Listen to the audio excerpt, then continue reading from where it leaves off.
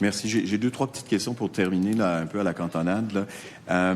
Programme d'adaptation à domicile, quand je vous ai posé la question l'année passée, vous avez dit, ben, c'est pas vraiment mon domaine, c'est peut-être davantage celui de la ministre de l'Habitation, mais quand même, j'aimerais vous entendre là-dessus parce que ce sont des gens qui ont recours à des services sociaux. Puis on regarde les budgets, puis on n'en revient pas parce qu'il y avait 38 millions prévus l'année passée au budget. On a ajouté 20 millions de dollars en cours d'année à la mise à jour économique. Puis c'était uniquement pour traiter les demandes qui étaient en attente. Pas de nouvelles demandes pouvaient être déposées. Et cette année, à notre grande surprise, on voit que le budget annoncé est de 22,5 millions, puis l'année prochaine, de 7,5 millions. Comment est-ce qu'on peut arriver à dire qu'on va favoriser le maintien à domicile, y compris des personnes avec des limitations fonctionnelles, si les budgets disparaissent comme peau de chagrin?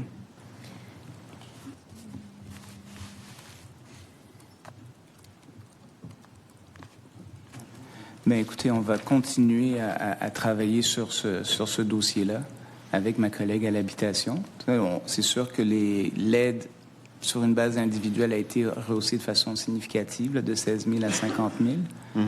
Mais on est bien conscient qu'on va continuer à travailler avec elle pour améliorer la situation puis garder nos gens à domicile. Oui, mais tu sais, par exemple, je vous donne le cas une personne de ma circonscription, Mario, qui nous écoute peut-être. Là, il est tombé paraplégique il y a 2 ans. Il vit dans son salon depuis 2 ans.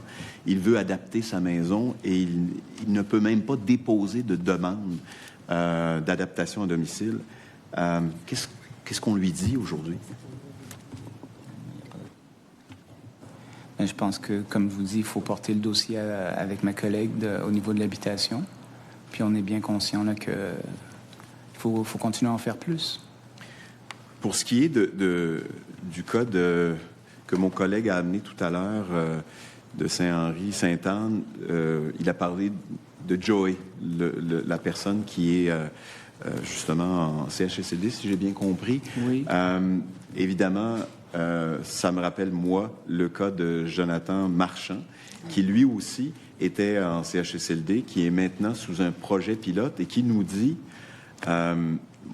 j'ai une épée de Damoclès au-dessus de la tête. Ce projet de pilote-là, on le renouvelle, mais on semble toujours vouloir un peu lancer la serviette. Les gens du réseau avec qui il est en contact dans l'établissement où il est. J'ai déposé un projet de loi pour mettre en place un programme d'assistance personnelle autodirigée. Vous nous parliez tout à l'heure d'initiatives que vous alliez éventuellement présenter. Est-ce que ça se rapproche de quelque chose comme cela? C'est-à-dire de permettre à ceux qui ont la volonté de le faire, personnes qui ont des limitations fonctionnelles, les personnes handicapées, qui puissent vivre pleinement leur vie de façon totalement autonome avec un service d'assistance autodirigée 24 heures sur 24. Est-ce que vous regardez à ce projet-là? C'est justement ça à quoi je pensais. Puis, moi, je l'ai dit plusieurs fois, là, je pense que si on a des services intensifs en santé physique, on mérite d'avoir des services intensifs en services sociaux, que ce soit en jeunesse ou en personnes en situation de handicap. Et ce serait un service 24/7 et quand vous dites un service intensif, ce serait pour vivre en situation autonome, à l'extérieur des institutions. Oui, comme il y a des enfants qui ont des insuffisances respiratoires puis qui ont une infirmière 24/7.